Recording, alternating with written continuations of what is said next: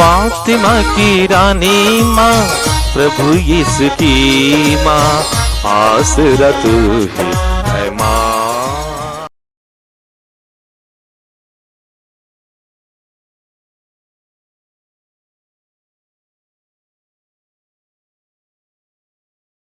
पहला पाठ उत्पत्ति ग्रंथ अध्याय 4 पद संख्याएं 1 से 15 और 25 का। आदम का अपनी पत्नी से संसर्ग हुआ और वह गर्भवती हो गई। उसने कैन को जन्म दिया और कहा, मैंने प्रभु की कृपा से एक पुत्र को जन्म दिया। फिर उसने कैन के भाई हाबिल को जन्म दिया।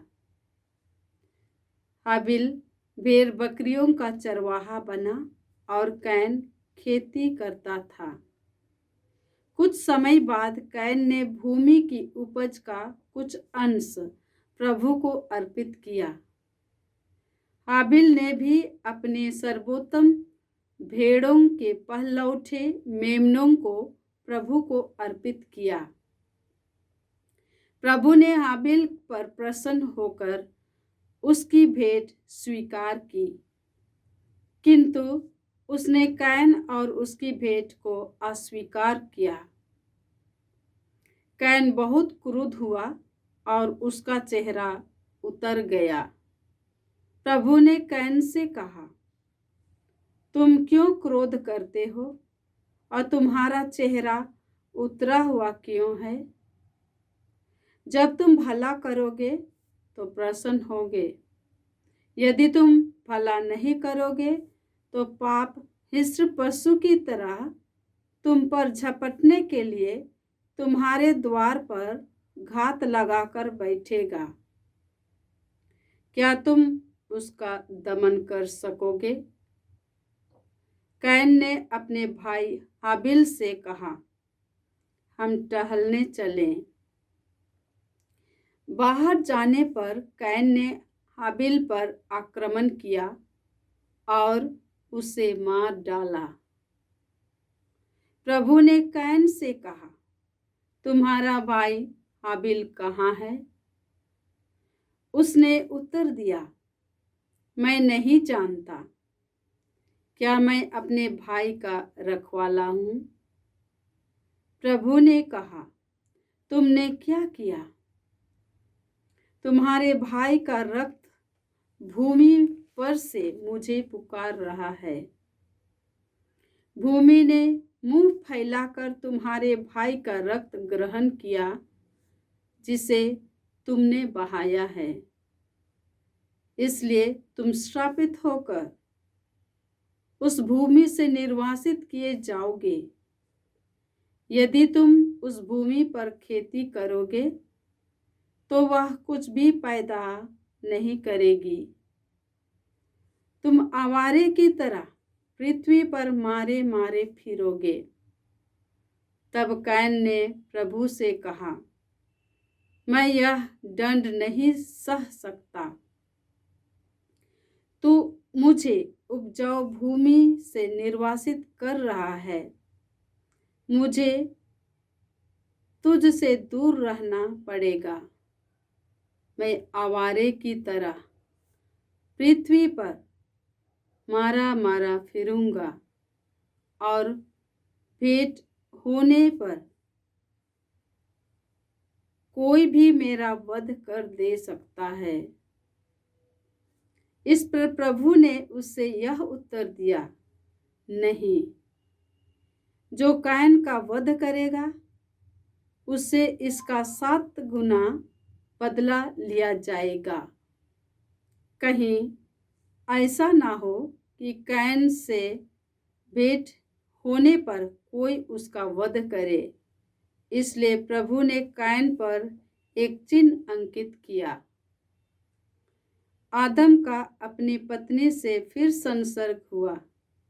उसने पुत्र प्रसव किया और उसका नाम सेत रखा।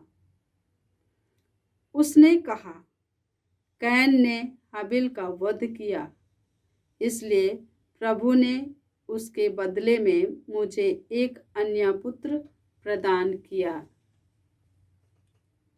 प्रभु की वाणी। ईश्वर को धन्यवाद। भजन अनुवाक्य। ईश्वर को धन्यवाद का यज्ञ चढ़ाओ। ईश्वर को धन्यवाद का यज्ञ चढ़ाओ। प्रभु सर्वेश्वर उदयाचल से अस्ताचल तक पृथ्वी के सब लोगों को संबोधित करता है। मैं यज्ञों के कारण तुम पर दोष नहीं लगाता। तुम्हारे बलिदान तो सदा मेरे सामने है। अनुवाक्य। ईश्वर को धन्यवाद का यज्ञ चढ़ाओ। ईश्वर को धन्यवाद का यज्ञ चढ़ाओ। तुम मेरी संहिता का तिरस्कार करते और मेरी बातों पर ध्यान नहीं देते हो, तो तुम मेरी आज्ञाओं का पाठ और मेरे विधान की चर्चा क्यों करते हो। अनुवाक्य। ईश्वर को धन्यवाद का यज्ञ चढ़ाओ। ईश्वर को धन्यवाद का यज्ञ चढ़ाओ। तुम बैठकर अपने भाई की निंदा करते और अपनी माता के पुत्र की चुगली खाते हो। तुम यह सब करते हो और मैं चुप रहूं। क्या तुम मुझे अपने जैसा समझते हो। अनुवाक्य। ईश्वर को धन्यवाद का यज्ञ चढ़ाओ। ईश्वर को धन्यवाद का यज्ञ चढ़ाओ। जय घोष। हालेलुया। प्रभु कहते हैं, मार्ग, सत्य और जीवन मैं हूँ। मुझसे होकर गए बिना कोई भी पिता के पास नहीं आ सकता। हालेलुया। प्रभु आप लोगों के साथ हो और आपकी आत्मा के साथ। संत मार्कुस के अनुसार प्रभु यीशु ख्रिस्त का पवित्र सुसमाचार। हे प्रभु तेरी महिमा हो।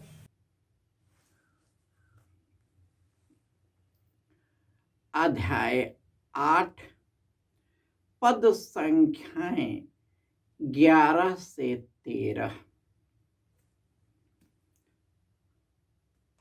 फरीसी आकर यीशु से विवाद करने लगे। उनकी परीक्षा लेने के लिए वे स्वर्ग की ओर का कोई चिन्ह मांगते थे। यीशु ने गहरी आ भरकर कहा, यह पीढ़ी चिन्ह क्यों मांगती है।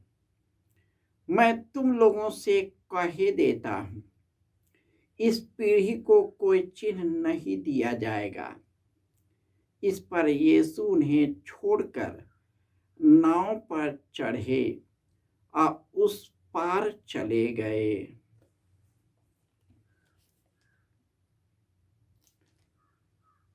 यह प्रभु का सुसमाचार है। हे क्रिस्त तेरी स्तुति हो। क्रिस्त में प्यारे भाइयों और बहनों, यीशु ने कहा, मार्ग, सत्य और जीवन मैं हूँ। मुझसे होकर गए बिना कोई पिता के पास नहीं जा सकता।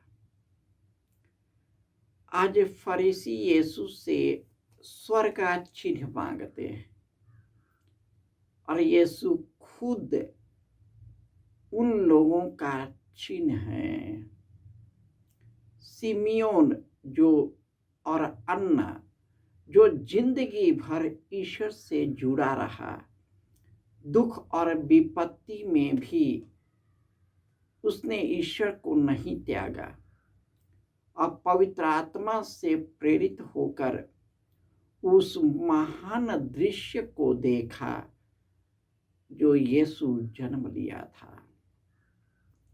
और यीशु को देखने के लिए कितने नबी तरसते थे, परंतु उन्होंने नहीं देखा। स्वर्ग से उतरी हुई जीवंत चिन्ह तो यीशु ही है। आप कौन सा चिन्ह मांगते हैं?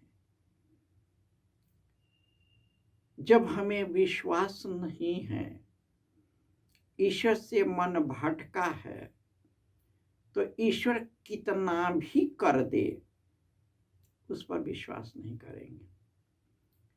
जब तक कि हम ईश्वर के सामने विनम्र और हृदय को पिघलाते नहीं, तब तक हम ईश्वर को देख नहीं सकते। आज के पहले पाठ जो उत्पत्ति ग्रंथ है, काइन और हाबिल क्या है? काइन इस दुनिया का व्यक्ति था, स्वार्थी और लालची था, ईर्ष्या से भरा था, अपने बारे में सोचता था, नकारात्मक से भरा हुआ था और अपने आगे किसी को नहीं देखा, अपने आप में फंस गया। और यही कारण है कि जब उसने भेंट चढ़ाने गया, न ईश्वर के पास भक्ति थी, न उसका हृदय खुला हुआ था, क्योंकि वह अपने आप में ही अटका था। इसलिए ईश्वर उसके हृदय को देखा जो खुला नहीं था, उसमें आध्यात्मिकता नहीं था, भक्ति नहीं था, ईश्वर के प्रति प्रेम नहीं था। ईश्वर ने उसे अस्वीकार किया। हाबिल खुशमिजाज व्यक्ति था, भक्ति था, बड़े प्रेम से गया, खुशहाल और खुशी पूरे हृदय खोल कर गया, और ईश्वर ने उसके भेंट को स्वीकार किया। और काइन ईर्ष्या से कहा। ईश्वर एक बहुत बड़ा बात कहते हैं, बोलते हैं, तुम्हारा चेहरा क्यों उतरा हुआ है? तुम क्रोध क्यों करते हो? तुम्हारा चेहरा क्यों उतरा हुआ? जब तुम भला करोगे तो प्रसन्न रहोगे, यदि तुम भला नहीं करोगे तो पाप हिंसक पशु की तरह तुम पर झपटने के लिए तुम्हारे द्वार पर घात लगाकर बैठेगा। उसमें भला नहीं था। आज दुनिया के लोग काइन की तरह ही बुरा सोचते हैं। काइन कौन है? हम ही हैं। हमारे अंदर में काइन है। काइन एक कहानी है जो हमारे व्यक्तित्व और मनुष्य को कहानी बताता है। यही है घटना कि यदि हम भला करेंगे तो ईश्वर भला करेगा, यदि हम बुराई करेंगे, नाश करेंगे, एक दूसरे का विध्वंस करेंगे और उसके बाद पूछेंगे कि मेरा भाई कौन है, मार के हम अनजाना बन गए। यीशु ने पूछा, तुम्हारा भाई क्या है? क्या मैं अपने भाई का रखवाला? हम मनुष्य से सब बहाना चलेगा, ईश्वर से बहाना नहीं चलेगा। न मनुष्य के सामने कह सकते हैं,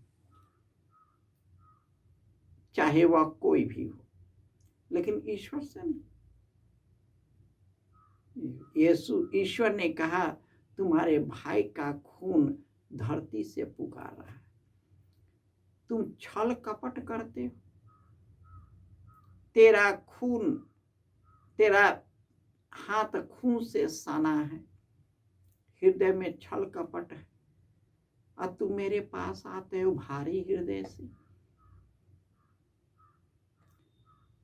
हृदय कठोर। जब तक हमारा हृदय पिघलता नहीं, जब तक पत्थर का हृदय मोम नहीं बनता, हम पश्चाताप नहीं करते तब तक हमारा हित नहीं होगा। हमारा हित इसी में है कि गलती किया उसको स्वीकार कीजिए।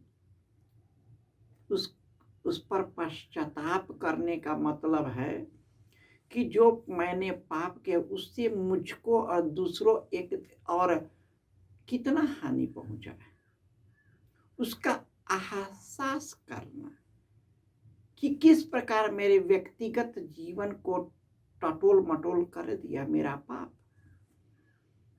और किस तरह हमें अव्यवस्थित कर दिया, किस तरह मन को अस्थिर बना दिया, किस प्रकार मेरे शरीर और मन को बिगाड़ दिया। ये एक एहसास है ताकि हम ईश्वर से नाता जोड़कर फिर उनसे एक हो जाए, क्योंकि ईश्वर दयालु है, करुणामय है, प्यार करता है, क्षमा करता है। तो हम पश्चातापी हृदय से ईश्वर के पास चले, गलतियों को स्वीकार करें, उसका सुधार करें और ईश्वर के प्रेम में सदा आगे बढ़ते रहे। जय यीशु।